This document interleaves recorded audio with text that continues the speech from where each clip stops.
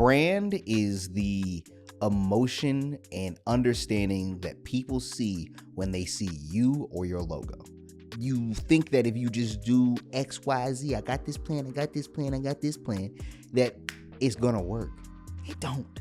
So, but the fact is that even with a calculated risk, like me starting my own business, I created a calculated risk. The thing that I did not expect to happen was that people would tell me no.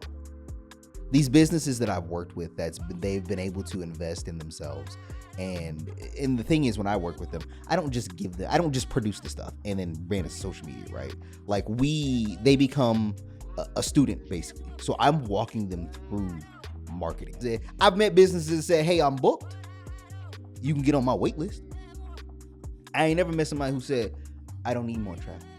I don't need more people praising my business.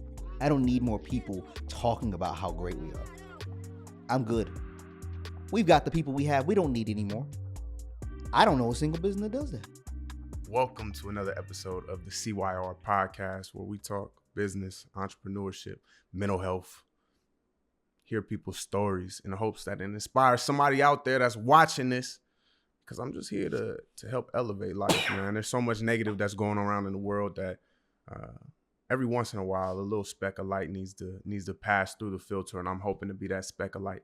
Today, we got my boy, Brandon King, owner of Churlish Media. He used to have a little YouTube channel with the Bible talks, the ghetto gospel on there. Hey, that's still out there, brother. That's still out there. I ain't uploaded a new one in a minute. I still got it. I turned that channel into the Churlish Brambino channel. Okay. Where I talk about the ghetto Bible stuff. I talk about just pop culture crap. Somehow I'd have made like 6 music related videos. Dang. Even though I tell people I'm not a music channel. Yeah. So that's where. So it's still out there. It's still out there. Let's hop right into this, man. How long have you been like doing content for? Officially? Unofficially. To over 10 years. Oh, dang. Over there, I'd probably say about 15. Yeah. So you got some time in the game. I mean, I was making kid movies with my first camera was a Samsung 3.2 megapixel camera, and I used to be filming videos out in the front of my yard. That's the little Yup. I was out there filming stuff with my, then. So this is before freaking MySpace was even a thing. This is like 2002. No, 2003. That's Black Planet time. 2003, 2004. No, that's AOL time. That's AOL time. Yeah. I was saying we wasn't even touching Black Planet then. So I've been doing stuff since then. And then I was writing. I wrote for like 15 years, like creative writing for like 15 years, script writing, storytelling, and all that stuff like that. So that's where I got that skill set of storytelling from, is because I spent 15 years writing stuff up, making original characters, coming up with these universes, these worlds, the whole nine. Nice. And then we fast forward, and now you have your own media company, Churlish Media, where you're managing multiple companies and their media production, as far as just like advertisement, website, SEO, all of it and then some. All of it, yeah. So tell us a little bit about how did we get there? So it started because I was working at a gym locally as the fitness manager, and I wasn't really feeling it. Sales was not my forte. I got in to train people, right? This was COVID times. I left the job at the hospital because they was effing around, being stupid, not trying to pay me, which I found out I wasn't the only one who they weren't trying to pay. So I got my personal trainer cert, started working as a fitness manager. I did that for like 6 to 8 months, and was like, cool, nobody's managing our social media well. Let me take over that. Like, I got some ideas. I tried some stuff out. Blew our engagement through the roof. So then I was like, okay, let's start transitioning me into this position. And then when it came time to actually promote me to brand management and really get in there, they kept effing around and wouldn't do it. So they found out that I just left. So they found out I was gone because I didn't come back. I didn't come back. No. What ended up happening was that I was like, I got to get out of here. So I ended up running it. Back when Facebook could have jobs listed, there was somebody who had a job listed for exactly what I was doing, which was creating original content, filming. I had my own gear, had all my own stuff. So I drove out to Louisville, Nebraska, and met with Zach of Rustic Lumber Store, and that's how that really birthed and came through. I worked with Zach over at the Timber Ridge Log Home Company and Rustic Lumber Store, making custom furniture. They build houses, the whole nine. And Zach was like, you can do this for a living. Like you can start your own business. And so he really acted as a good friend and mentor in that aspect. And so I ended up starting out in social media management, and then found out that I really am not the biggest fan of social media management. Like, I mean, I was doing it for Rustic, so that was one thing. But like the work that went into social media management, which everybody tends to think that that's just I can just take a couple pictures and take a video and we're good to go. But it's a lie. Like you can't. There's so much work behind it. So I realized I don't like none of that. So I'm gonna go ahead and start producing more content. And I like the production side of it, and just kind of kept going and had opportunity and some trials and tribulations and some struggles. But now here we are. We're in year 3. There we go. I think we're in year 3 this year. Yeah, that official 100% in. Bro, so you secured your first client, got the motivation to then branch off and start your own business. Yo, After that, like what is that process like, trying to secure other clients? Because I know there's a lot of people out there who are like, man, social media, I'm good at social media, I can do this, and we see the wave, of people who start on the journey, and then they hop in DMs, they do all of that, and then they get discouraged because they're not able to secure clients. bro, let me tell you. So year 1, I work with Rustic. I'm on payroll, so I'm clocking in with them. I'm producing stuff, but I'm also one of my first clients was actually his sister over at Ambrosia Jewelry out in Sioux City, Iowa. Incredible jeweler, right? I worked with her for a short period of time. I learned so much about jewelry in that time period that you could not have told me ever that I would have known any of it. So the fact that I knew, it worked out well. She and I worked together for a little while, and then I worked at Rustic and trying to get clients. Listen, everything that they told you online, cold DMs, cold emails, this, that, the other, blah, blah, blah, blah. It was just not a thing. So what ended up happening was that I had to hit a friend up and he's a trainer, he's a boxing trainer for Union Boxing, which is the guys who train the police officers, the firefighters, and union workers for Guns and Hoses and Union Boxing. And so I hit him up. I said, "Yo, Blaze, I need a favor. You got some guys who are down to be in a video, or are you down to be in a video? Because I just need to be able to showcase that I got other talents other than woodworking and jewelry. Like I can film other things." And because that's what I was thinking my problem was. What I was thinking my problem was is that people thought that my portfolio was just, I only know wood, I only know jewelry. Which, come to find out, there's way more to it. But I'm thinking it was just my portfolio issue, so I was like, F it, I'll go ahead and do that. So that worked out. The video did well, and because I filmed just Blaze, and then he had 2 other fighters come in, and I filmed them, and he invited me. He's like, "Yo, you want to just film stuff like up until like the event and come film that too?" I was like, "Hell yeah, film boxing, let's do it." So I ended up producing a short film and boxing highlight for Union Boxing, and this video I heard got blown up everywhere. Right? It wound up in one place, wound up in front of the senator, wound up in some high level people's eyes, and I'm thinking, here we go. We about to have leads coming through the door. My name's all through it. No. Oh, dang. No, none of it. None of it happened. Didn't get paid. Mind you, I didn't get paid for none of it. Not a single lead popped through the door. And I'm thinking, like, I've got all this stuff under my belt. Like, what's going on? So what I started to catch and realize was the fact of I had a plan coming in, right? So I ended up thinking, like, obviously People need social media management. People need better video. People need better photo. Got it. Like, it is a need that these businesses need. Like, it's not really a question. Like, they actually need it. What I didn't realize or expect is that they did not think they needed it. So it didn't matter how tight everything was, how good everything looked, who saw it. If my clientele or my prospects didn't even believe that they needed what I had, then it didn't matter. Yeah. So me trying to get leads to the door. So what ended up happening is that I was like, we gonna be struggling. So I was struggling for like almost a whole year. In that time, I ended up going through a divorce, and that was a whole mess in itself. So financially, your boy was out here. I was in some bad shape. And then I had this is where show you that God works in mysterious ways. And because believe me, I kept on trying to get a job.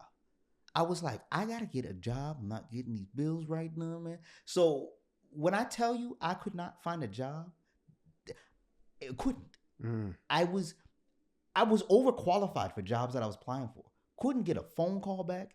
I was sitting over here calling Jesus up and said, hey, brother, listen, things is getting a little uncomfortable over here. We having some problems. Can you give me a call back? Because, like, you know, I got flies popping out of my wallet. Like, I need some help. Click. Trying to get another job. Nothing. Hey, Jesus, this is me again. I don't know if you know this. I don't know if you got my last voice message, but things is getting a little tight out here, brother. I'm gonna need some help. Please give me a call back.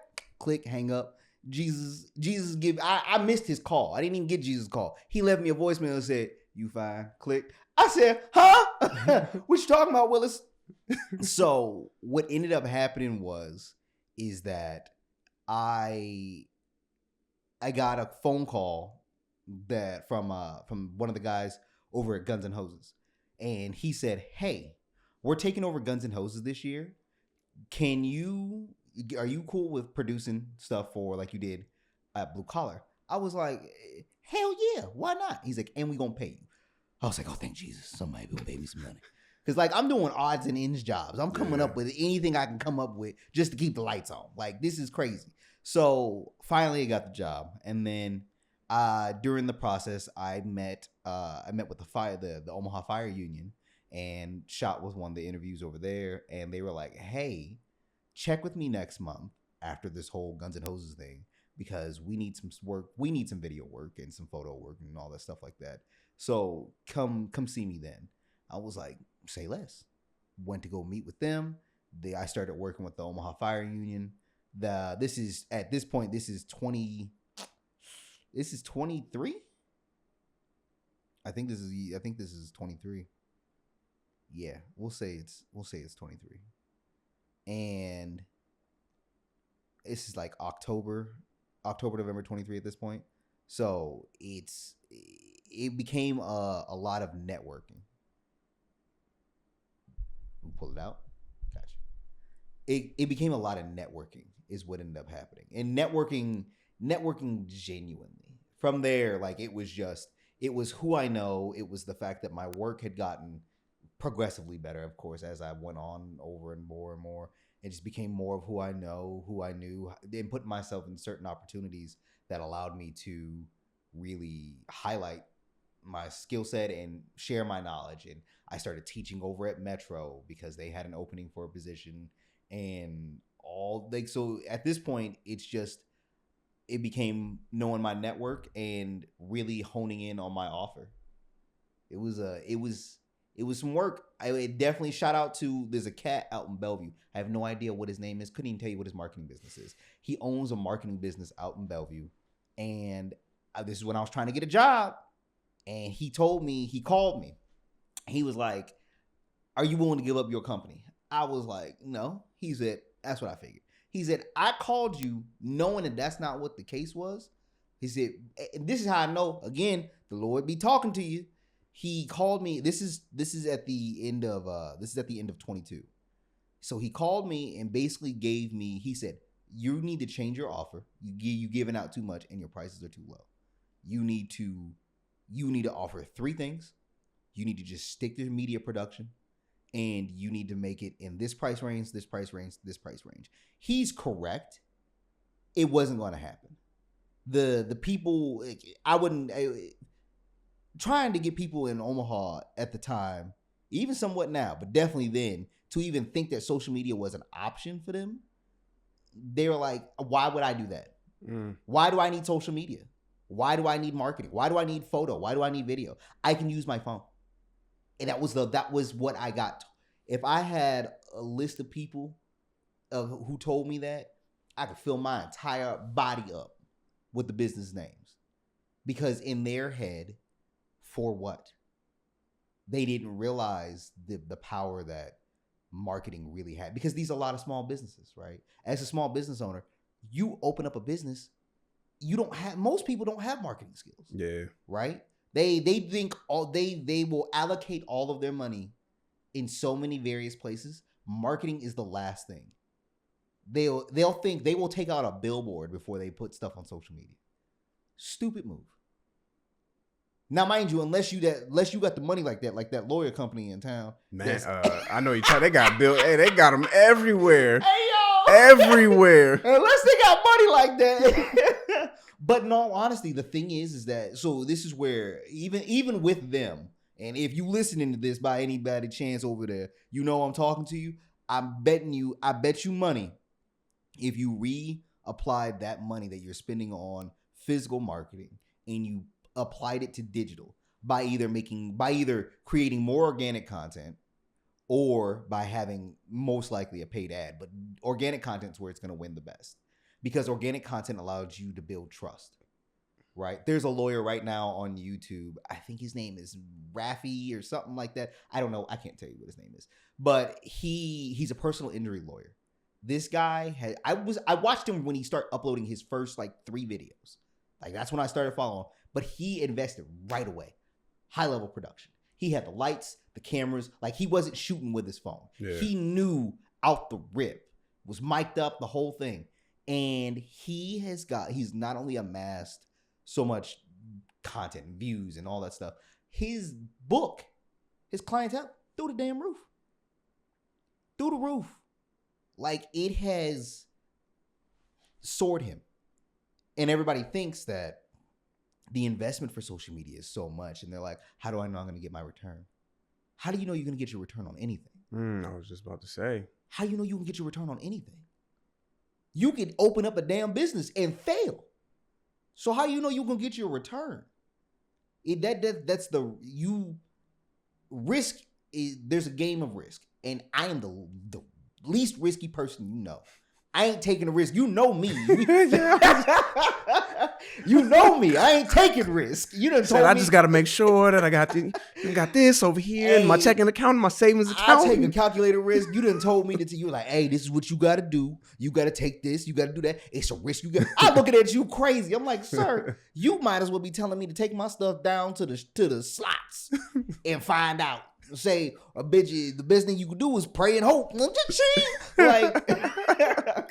That's what you might as well have been telling me. So I'm not a person to take risk. I take what I like to call calculated risk. Somebody says, well, then that's not really a risk. I'm like, exactly. It's not. It's a plan. It's a plan. So, but the fact is that even with a calculated risk, like me starting my own business, I created a calculated risk. The thing that I did not expect to happen was that people would tell me no. For what? The equivalent of what I'm talking about is by saying, you're thirsty. I'm telling you, I got water. I don't have soda. I don't have juice. I got water. But because it's water, you're like, ill. I don't want to drink water. Where'd you get that water from? The sink? No. That is what, and I'm like, but you're thirsty. You're like, I'm fine. You keep drinking salt water because it's got a little bit of flavor to it. And I'm like, that salt water is it's going to make you thirstier. You're like, shut up. You don't know what you're talking about. Let me drink my salt water. And you keep drinking it and you still like, I'm so thirsty. By this point, you looking like SpongeBob when he ain't had no water. Said that pinky in my fancy head.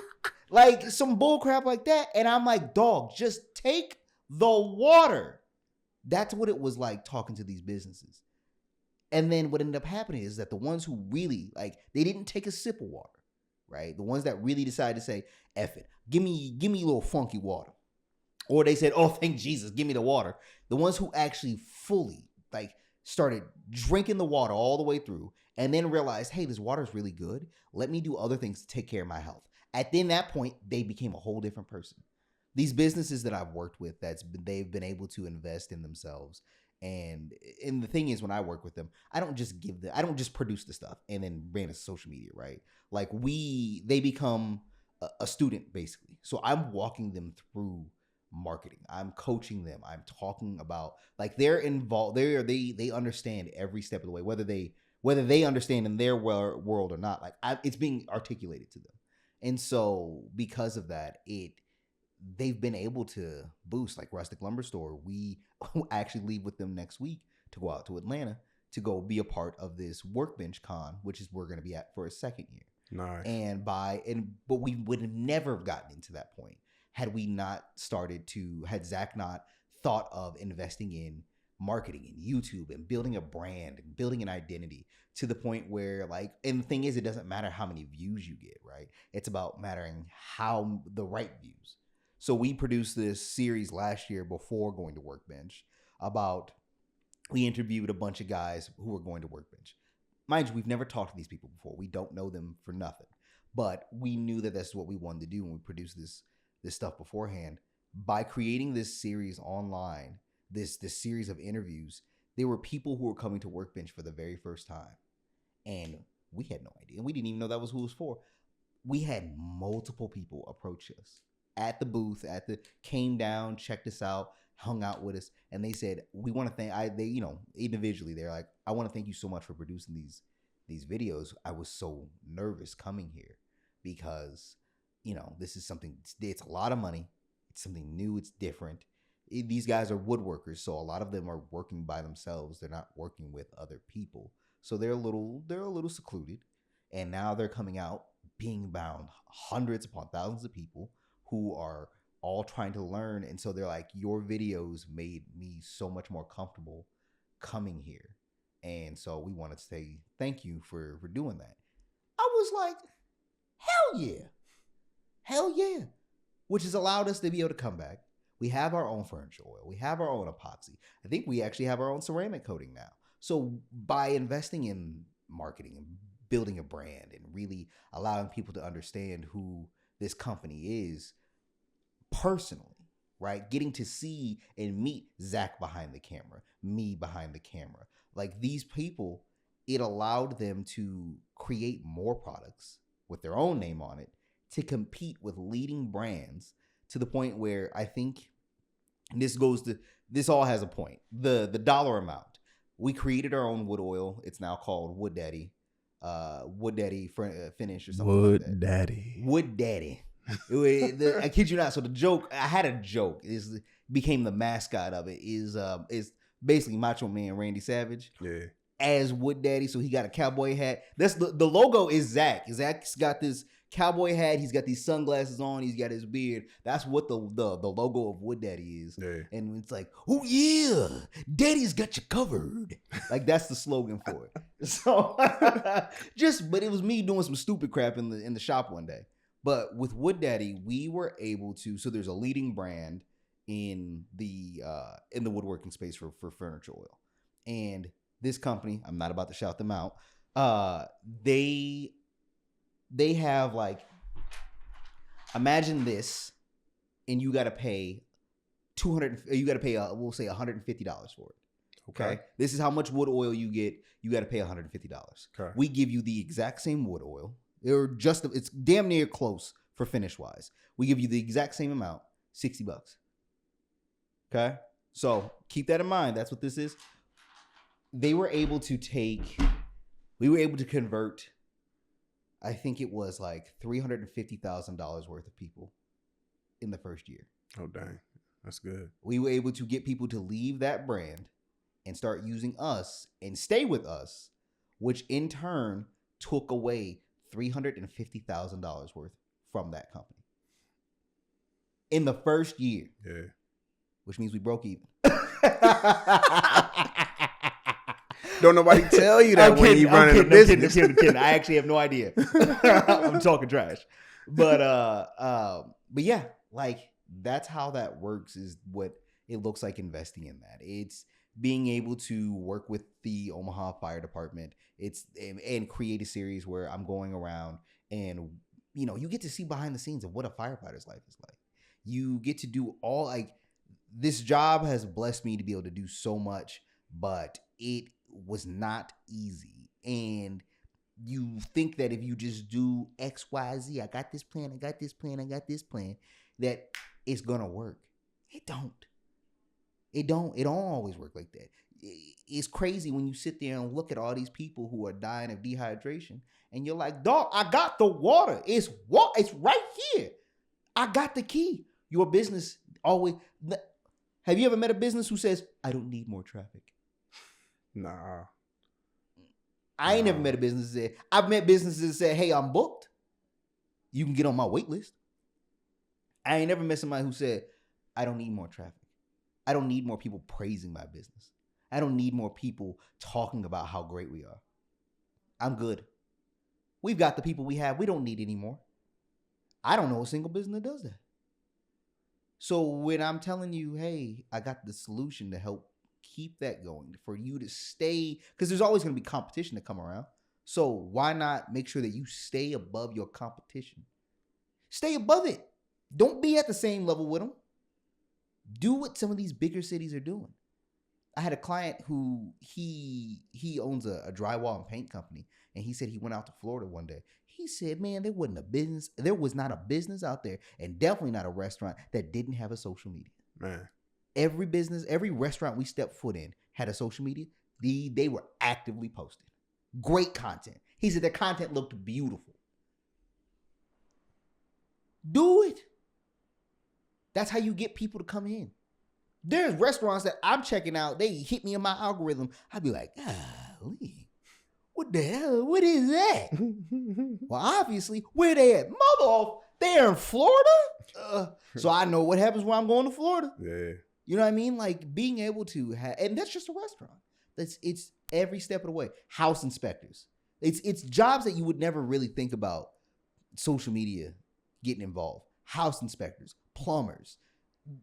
Like I said, you seen the lawnmower dude on he goes around, he knocks on the people's door, random people cut their grass that when it's too long.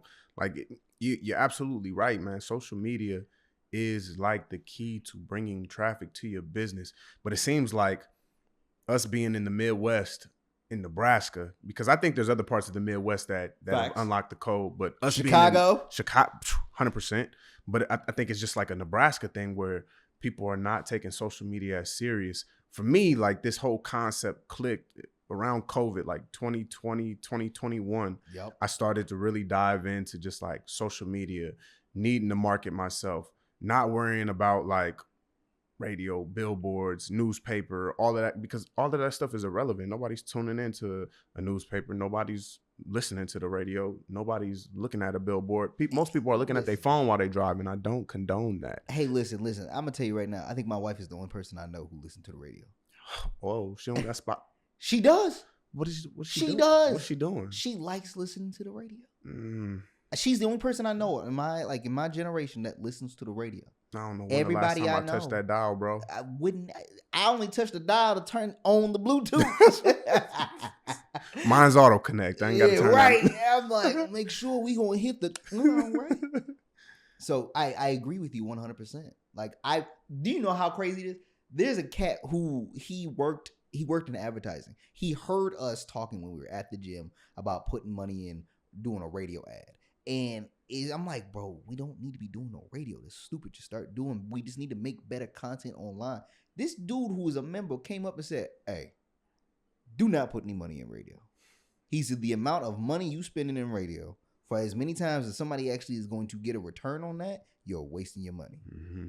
Don't put no money in radio. He goes, I work in advertising. I'm telling you right now, do not do it. And I was like, where my money at? Getting this information out for free. But yeah, you did the same thing though. You started creating content. You had people showing in droves. Like, hey, and Peyton, let me talk to you real quick. I got some stuff going on in my life. Flooded. Flooded. This is after like 30, 60 days, man. Booked up. Which is no time. Mm-mm. That's no time. But I will say on the back end of that, because I didn't have a media company managing my stuff and helping me out, there was a lot of work. Oh, no doubt. It's a managing media, little to contrary belief. I think that's how you say it. If it's not Contrary to popular belief. yeah, I don't give a damn. It's like that's a job. It's a Facts. job. That's 20, 30, 40 hours Easy. on top of what you're already doing. And so your company and what you do and what people like you do, like, that's work. People think they could just hop on social media and start creating content and be like, oh yeah, I'm gonna do that and I'm gonna still manage my business. No, you're not. No, you're not. You're gonna do one all the way and the other not even halfway, or you're gonna do them both just a little bit. And there's gonna be money coming from somewhere. It's either money coming from your business or it's money going to a media manager so that they can do it for you. Right. And you can still make money with your business. How much would have that been easier for you if you hired somebody? Not even crazy amount. $15 an hour. I think it would have made things a lot easier. But I will say the route that I took, it enabled me to be able to have this podcast today, because now I understand like for sure what all it takes. So I think it's a double-edged sword, but we live in an age where people want instant gratification and they want to see the results now, and people don't want to go through this process, which is why your role is so important. Like, why go through this process if I don't have to? If I would have knew that back then, I would have just hired out. You know what I mean? I would have hired out, but I didn't know that back then. I was stubborn. I was hard-headed. Hey, listen, same though. But hey, look, there's many times that you and I are sitting in these chairs and we're talking about like, you need to start hiring more people. I said, brother, I'm trying to keep my lights on. Hire somebody. You tripping? Are you crazy? Or you're like, you need to start spending more time investing in your own work and doing your own stuff. I go, are you bugging? I don't have that kind of time. I can't afford it. Like I said, you're right. I said, but once I get my head above water, I'm going to start. And it took a minute. It took a hot minute to get above water. And I'm not going to sit there and tell somebody, just hire me, just spend your money, because I already know what it's like to not have that kind of money. It's just, you got to be you're at a point where you have to realize, how do you want to do it? You got to figure out, do you have the time? Because either way, it needs to be done. Yeah. It's not a question of, I don't need to do it or not, or do I really need it? The answer is yes. You need to do it. You need to create this content. You need to be able to have, this is your new business plan. This is your new business card. This is how you get in front of so many people. There is a guy who said there is no way to clone yourself. So the next best thing is to make sure that you wind up in multiple places, which is through video. There's this analogy that I love. I think his name is Purcell. Don't remember, Matthew Purcell, I think is the guy who said it. He's a public speaker from Australia, and he put this analogy out there that says, the study goes is that it takes 7 hours to become somebody's acquaintance, 30 hours to become somebody's friend, and 300 hours to become somebody's best friend. And you ask a guy in the audience, he says, on Spotify, who's your favorite artist? The guy says Drake. And he says, okay, how do you think you've probably listened to about 300 hours worth of Drake in your life? And he was like, yeah. He goes, great. Drake's not your best friend. So he said, in this world, your brain can't tell the difference between time that you really spent with that person versus time that you spent consuming their content. He said, and so I ask every business in here, do you even have 7 hours worth of content to be considered somebody's acquaintance? I said, damn. He hit he hit the nail on the head. And I've been trying to sit there and I couldn't figure out a way to put that analogy together. Like, I've been explaining that to people, but I couldn't put it in an analogy that characterized it perfectly. And so when I explain that to people, they say, wow, you're right. I don't even have 7 hours worth of content to be considered somebody's acquaintance. And the thing is that think about every celebrity you follow. Think about every celebrity you're even interested in. I bet you $20 there's a celebrity out there that you're like, I think if he and I hung out, we'd be best friends.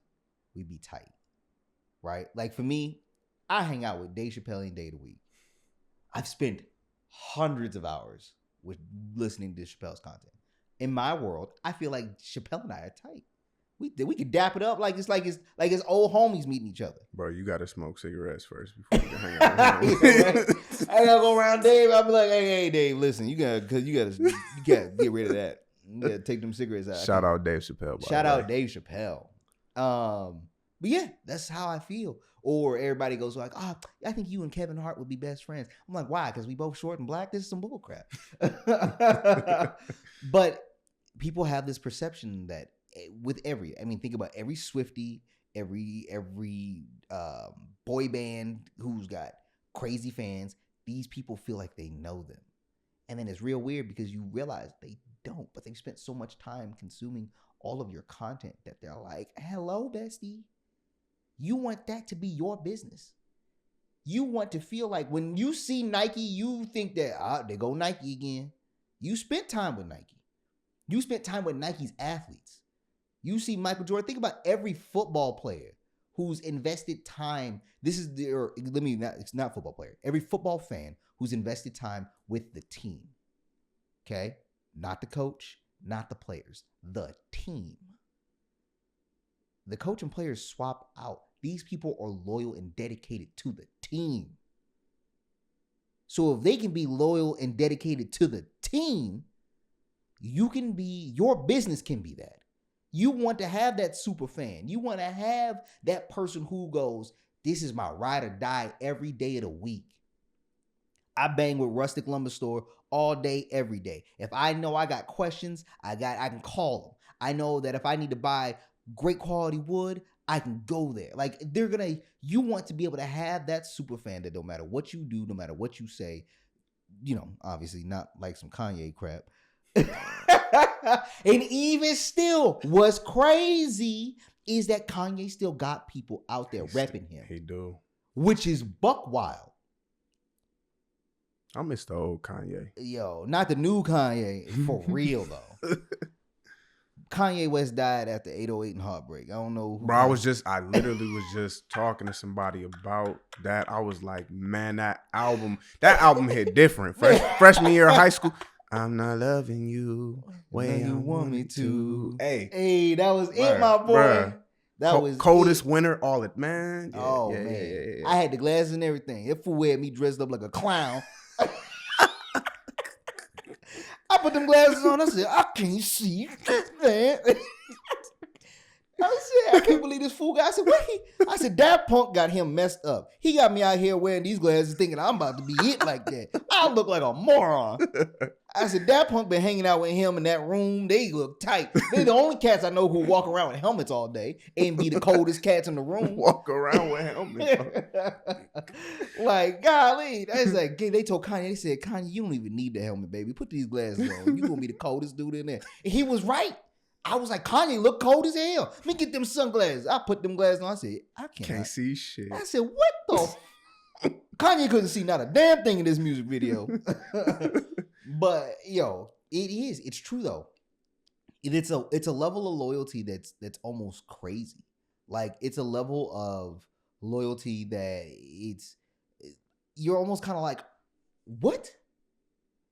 And as toxic as that sounds, you want that for your business. You as a business, you want to have those people who are like, this is my day spa all day, every day. Don't touch another. I will never touch another. Like I wear a pair of shoes. I'm not gonna shout them out because I'm trying to mess around with a deal with them. So I ain't gonna hit y'all like that. But I wear a pair of shoes that I have wider feet, and my wife sent me an ad for them. I bought them, and they're great. I will swear by these shoes. I will recommend them to anybody. People ask me all the time, what shoes are those? I tell them why I got them. The whole nine. Bought a pair for my dad. The whole setup. This is just the quality product by itself. If they were creating content that like really hit home on some of the pain points that their customers have, it would make them, no pun intended, a shoo-in in the market. Like if they made content around people who struggle with having narrow feet, like really focused on it, like talked about it. Even if I even pitched this idea to a different company. I said, if you start making like an original series and talk about, I said, or a short film, like, here, check this.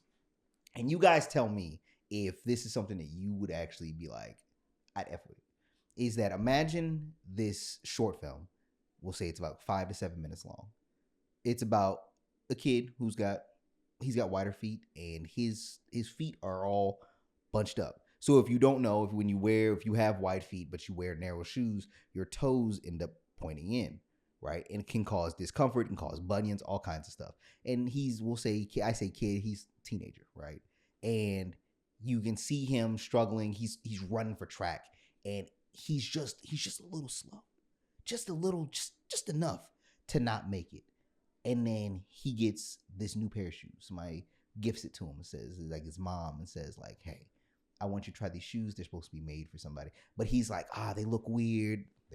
But what if he's like, they look weird? Like, I don't really know. But he goes out and runs.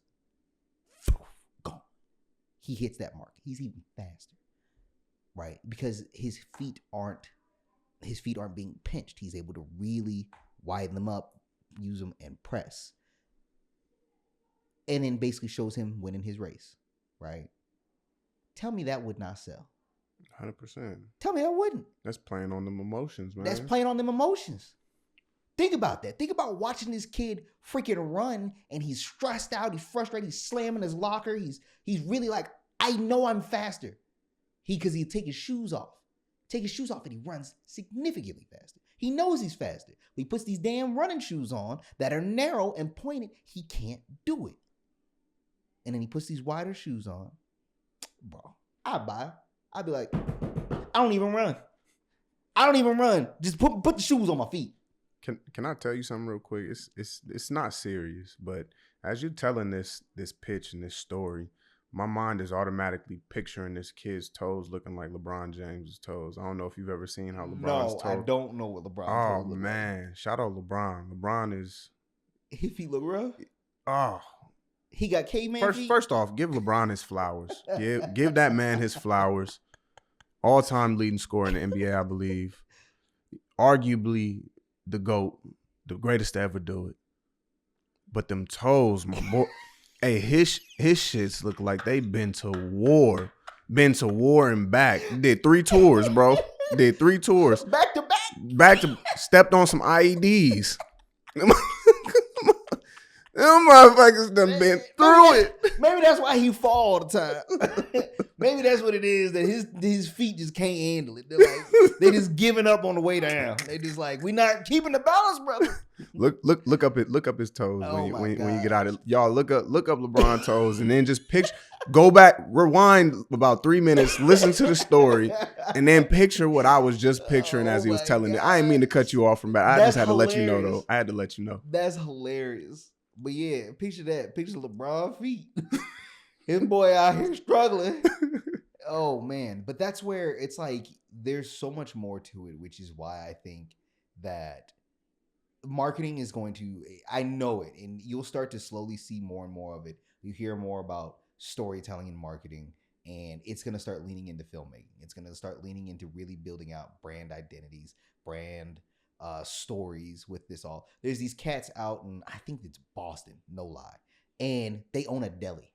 I know everybody's probably seen these videos at least once. It's these 2 brothers. They're behind the deli, and they videotape them with their customers, but they're all skits. It all looks like a short, like short episodes. And so they're like, here goes Joey again over here with his freaking cop brother. He's like, I already told you I'm not a cop. And he's like, now look at him. He's like, what are you gonna? Yeah, ask for a cop sandwich? It's just, he says all the cops in here ask for it. And it's hilarious. It's great. Beautiful brand identity. Beautiful brand building. Because now you walk in, like, they got people coming into their deli. They got people who want to come by there just to see the place, just to see the guys. Because in their world, they're like these little micro celebrities, right? But it's two brothers who own a deli. It's kind of like the dude, the Aki way. You ever seen him? Let me Maybe. get the sandwich the Aki way. I don't know where he at. It seemed like they're in like Chicago, New York, one of Yeah, them, yeah, yeah. maybe the East Coast somewhere. Somewhere like that. Somewhere. Yeah, that's right along the line. But I got to stop you right here because you're talking about a concept that I think a lot of people have heard of because people like to wear brands like Nike, Jordan. You know what I'm saying? They used to have them big steppers with the Timbs on and all that. Hey, look, I Hey. still be walking down here with them Timbs, baby. But brand, bro, like, can you explain what brand is and why having a proper understanding of brand can elevate your business, or if you don't have a proper understanding of it, can also hurt your business? So, and I think I'm gonna coin this from Chris Doe. So, Chris, if you see this by some crazy chance, if I misword you, I apologize. Chris Doe fired, by the way. Chris Doe Fire of the future. Check him out. He's amazing for branding, the whole nine. So the way that I remember him explaining it is that brand is the emotion and understanding that people see when they see you or your logo. Meaning the fact of if you see Nike, you automatically know it stands for peak performance athletic apparel.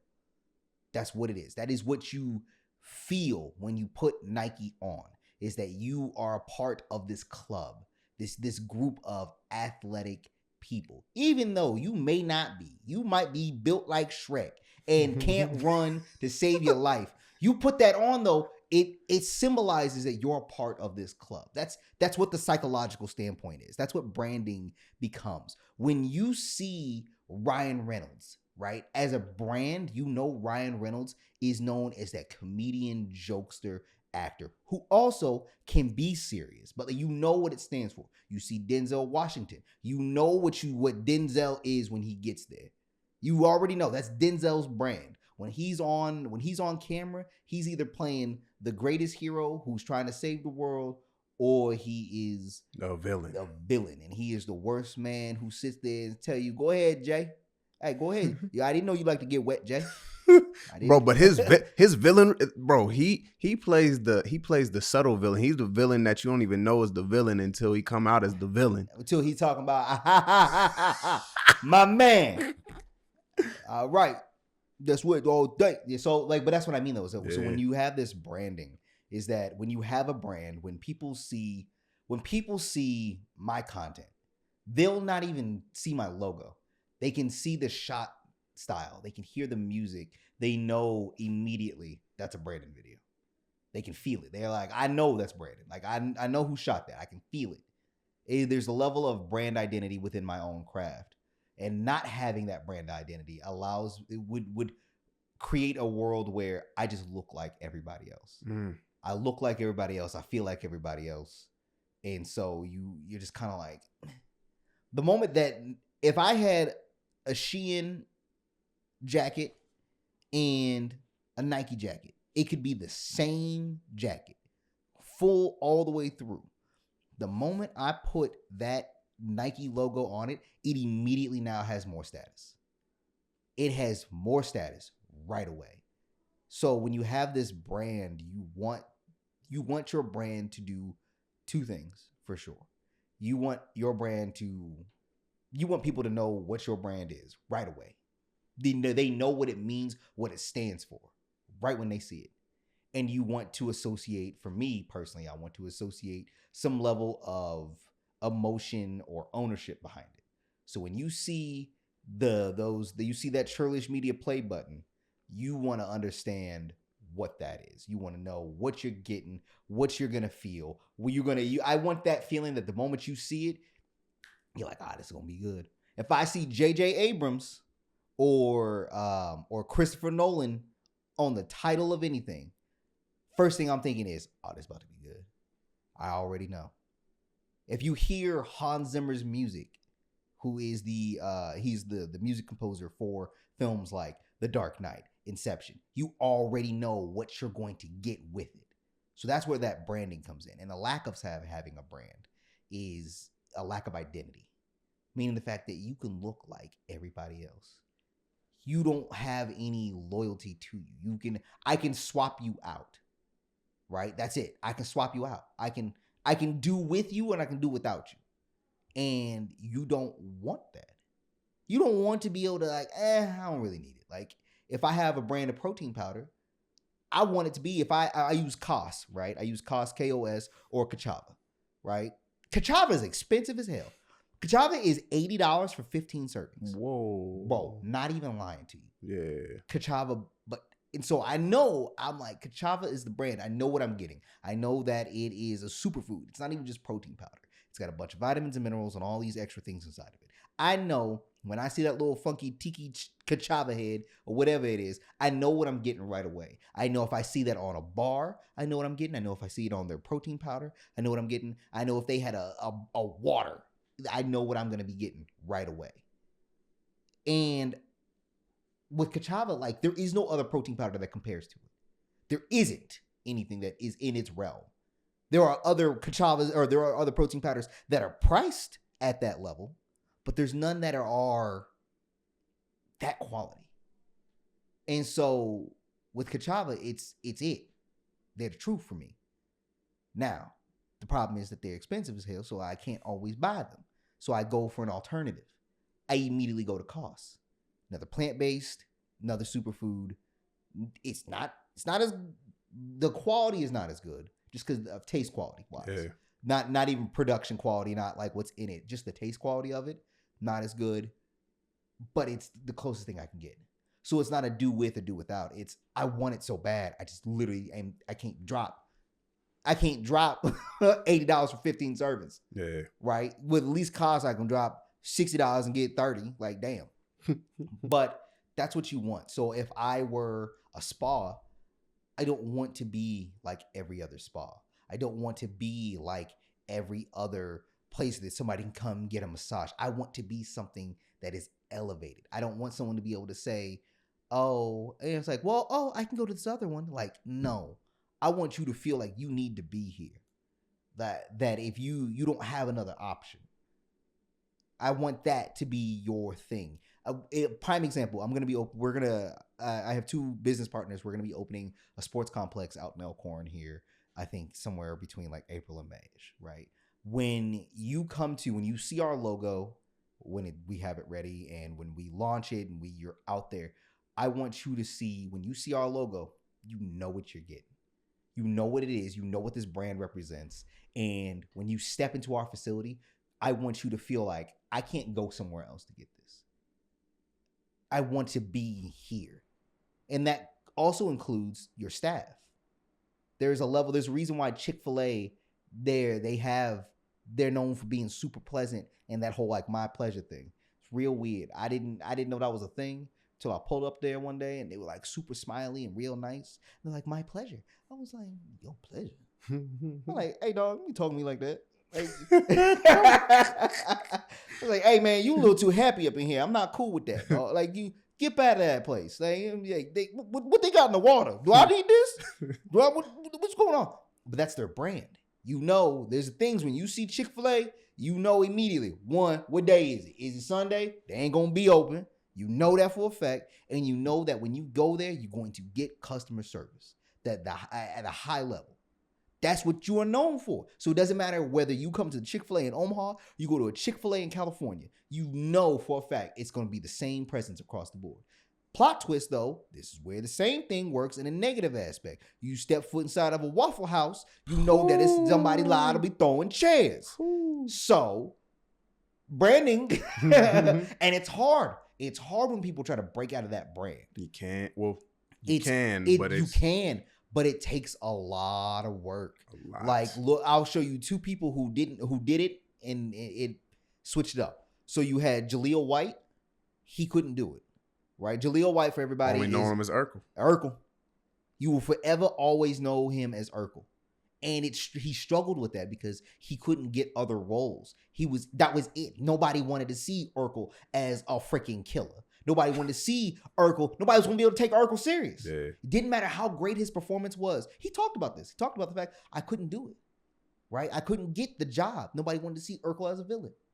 Then you had Will Smith. Fresh Prince. He went from being the Fresh Prince, this big eared, hey type guy, to a full-blown action star. Now, he got typecast because he just played the same character, but That's the brand he broke. Pursuit of happiness. Hey, you right. Pursuit of happiness. But I would also argue that the Pursuit of Happiness Will Smith could also be similar to 7 Pounds Will Smith. They're very similar. Yeah. Very similar. The fact that iRobot and Deadshot could be the same dude. and what's the movie where he had the superpowers? He Hancock. Hancock. Yeah. Those all the same dude. Yeah.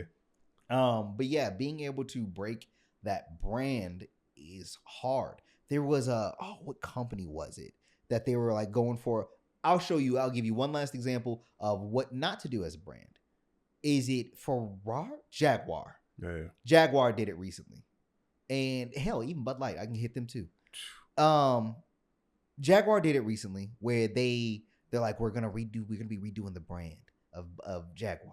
We're gonna have a different logo. We're gonna do this. We're gonna do that. And it was like high fashion. And he's like, who the fuck you like? What what is this? And people hated it. It was a bad move. Same thing with Bud Light. Bud Light, and I don't care what your political standpoint is. I don't care how you feel about trans people. Blah, blah, blah.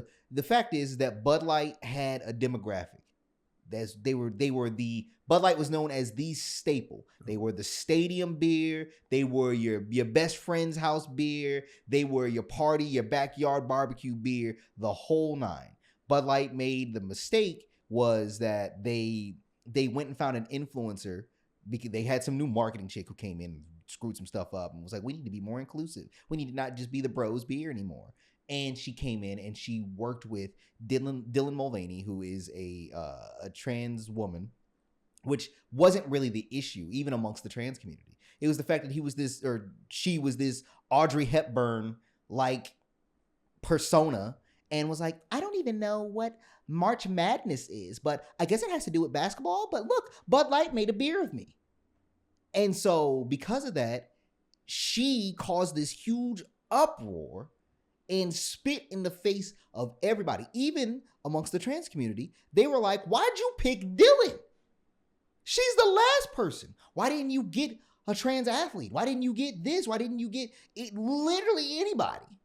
So it tanked their brand. Bud Light lost billions of dollars. There was a period where you could walk in the grocery store, Bud Light it was everywhere. Yeah. It was just all over all the other beer was gone. Bud Light was in there. It was in there. It was inside because people boycotted it. Because they were like, yo, you spitting in the face of all of us. And Bud Light quickly tried to scramble and get their crap together and make another commercial. But no, they screwed up.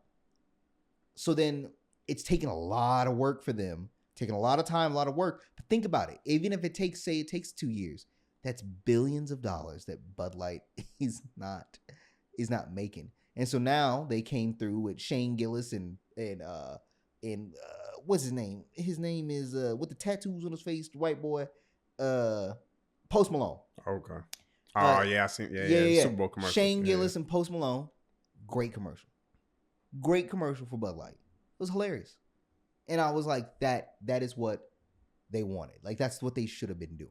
Target did the same thing for a little bit, messing around with I think it was trans swimsuits. But it was in the kids section. That's what it was. It was in the kids section.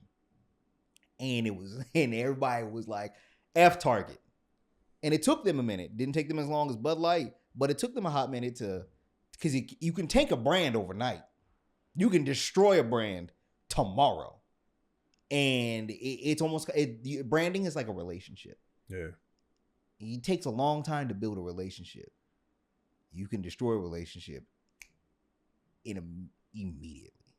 So it's when you're building your brand, it's really getting an understanding of what do you want to be known for, or what do you want your company to be known for? What do you want to, when people see it, they know what you represent? What is that thing that you want to be represented? Is it trans athletes? Is it the Black community? Is it the fact that you are a peak performance for athletes? Is it that you are the ultimate spa? Is it the fact that if they see you, they know, this person's gonna do my hair, I'm gonna have the best haircut of my life. Like there's what's his name? Honcho online. He acts like he's a surgeon or like a lab, like a crazy mad Oh, scientist. yeah. Yeah. You know when you see him, he about to get you with another spice ball and another spice ball. For anybody who ever seen his content, you know what that means. So you know that when you see him, he's gonna get you with the cold holding spray And the hot towel. and he gonna hit you with a spice ball. That's it. And if he tried to pivot and break that, people come there for those things. If I go to get my hair cut by him and I don't get hit with the cold holding spray, I don't get my hot towel and I don't get a spice ball, I'm gonna be pissed. I'm gonna be like, I done came all the way out here in Atlanta and you ain't even, and he's booked out all the time. People are traveling hours, booking months in advance to come see him. And he's a barber. He's not doing nothing crazy. He didn't have a high level production. He did something that went against the grain, no pun intended. He did something that was just that no barbers were out there doing. All a bunch of these barbers are out here doing like slice of life crap. And they're out here like, oh yeah, I'm butter smooth. I'm this, that, and the other. He broke that. You seen him, he done came up on there with his head all messy. He need his braids done or whatever the case is. That's just what that's what that branding means. And if you don't have it, you might as well just be everybody else. To summarize that for everybody, because that what you just spit was from fire. Brand ain't about your logo. Brand's not about, it's not about necessarily how much ad dollars you can put in on Facebook. It don't matter about any of that. It matters about the experience that you're intending to create for your potential customer. And the way that you do that, which is the reason we got you here talking about your business, is by marketing. It's marketing yourself, really leveraging your social media, really leveraging your content to get your story out there so that when people see your brand, whether your brand is just a scribbly or it's a little line with an arrow and a little drop down like Prince. You remember that? That was a brand. Like you would see that logo and you would automatically know this is fire. It's about to be some fire. Michael with his white socks. You saw them white socks and them glitter shoes or a glove. Yeah, and you know what it is. And so being able to, as a business, as a small business, because big businesses, most of them understand this already. They got their brands under lock. Mm-hmm. Understand that you are trying to create an experience for your customer. And so you really have to focus in on your brand. And so that's why I really appreciated you coming out today and just giving some knowledge, giving some gems on this subject, because I know there's somebody out there who's aspiring to be an entrepreneur, who's aspiring to open up their own business, who's already a business owner or an entrepreneur, but wants to grow even more. You really have to take your brand serious. And if you want to take it to the next level, you got to start tapping into your social media.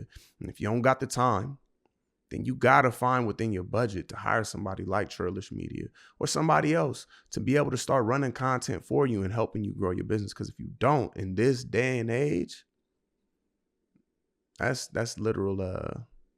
That's a death sentence in the streets. Death sentence. It's a literal death sentence. We're coming up to time, bro. Real quick, tell everybody where they can tap in with you, how they can reach out to you if they want to know more. If they want to check out some of your content, where can they go and do all that? I think you can go to my website, churlishmedia.com. You can find me, I think, literally on all platforms at Churlish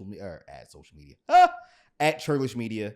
I have a second channel on YouTube called Churlish Films. I've got my third channel on YouTube called Churlish Brambino.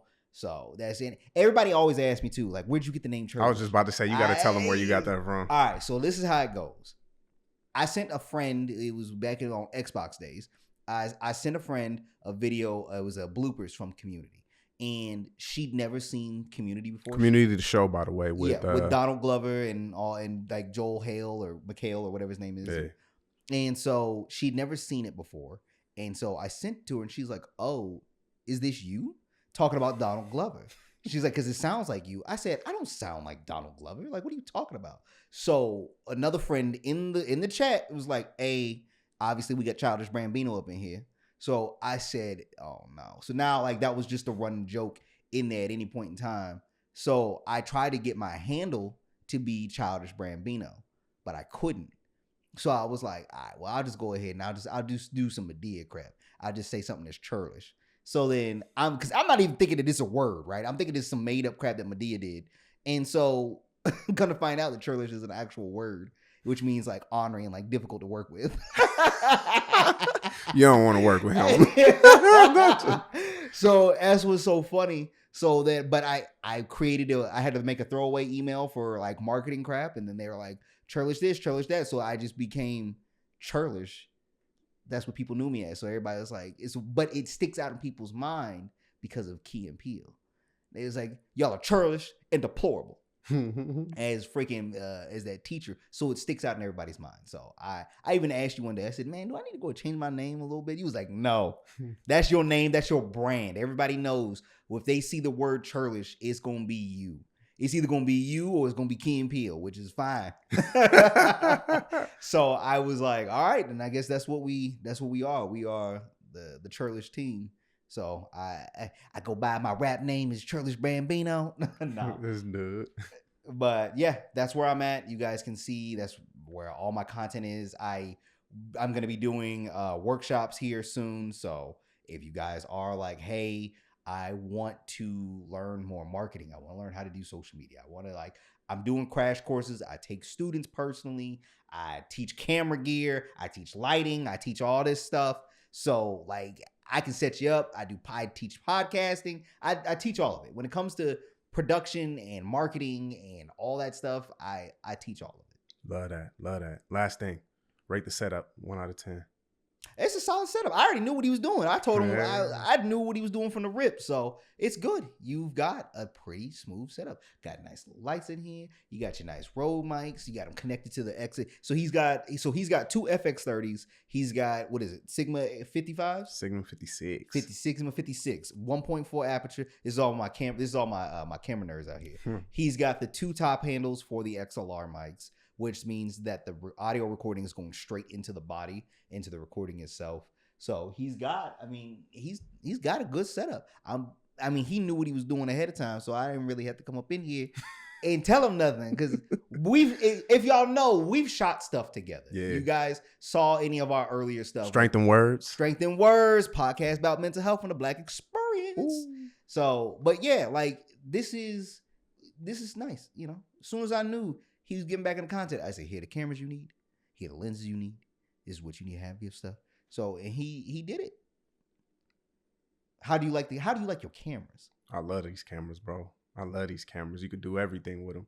I was working with M50, Canon M50. By the way, if you're starting out in content, you don't got a lot of money, go get you an M50 mirrorless. It's a crop sensor screen, correct? Yeah. Am I saying that correct? Crop sensor. It's crop sensor, which means you don't get full frame, which it doesn't. Hold up though, isn't it? But doesn't it only have a 20-minute record time?